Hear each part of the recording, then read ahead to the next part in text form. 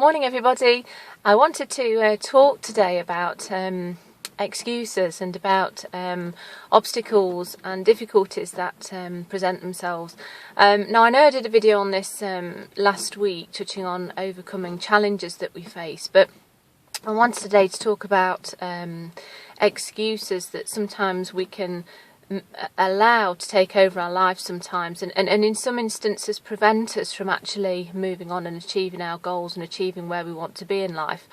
And you know what, it's fact that things do happen to us on a daily basis. Things happen over our lives, but you know, we're not unique, because absolutely everybody faces challenges and obstacles at some point. But you know, the most important thing is how we deal with those obstacles. It's how we deal with those challenges to move forward. And it's okay having a moment to reflect. It's okay to have a moment where we may feel unhappy, but you know, really, should we let a person or a situation really get the better of us to prevent us from moving forward and being the person that we know we truly deserve to be? Now, you know, it's probably easy for me to say this at this moment in time, because I'm probably not going through a difficult obstacle, but a difficult time. But that doesn't mean to say that I haven't been through them. But it's how you manage it, and it's how you come through it that matters. And I think sometimes we really have to take stock, because it's very easy to get onto the production line, if you like, of excuses and live your days by making an excuse as to why you can't do something, as opposed to a reason why you should do something that's going to be of huge benefit to you. But you know, sadly, unless you can actually see that, it's pointless. You know, other people spending time, it's not about convincing people. It's about opening people's eyes to reality, opening people's eyes to the blockage that they have in front of them. And you know what I always say to people, and having dealt with something that really did reflect upon this, you know, I went through quite a challenging time some years ago and had quite a situation that to a point I was allowing to take over my life. And somebody once said to me, you know, for goodness sake, Jane, you know, this is taking away the spark from you. This is making you quite an unhappy person.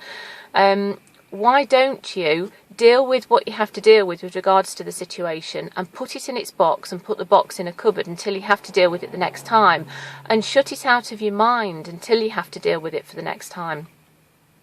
And you know, getting my mind around that was the best bit of advice that I've ever had with regards to compartmentalizing issues that you have in your life, because otherwise that drunken monkey up there in your mind will allow things to go over and over and over in your mind, and before you know it, you've got a bigger problem than you actually have.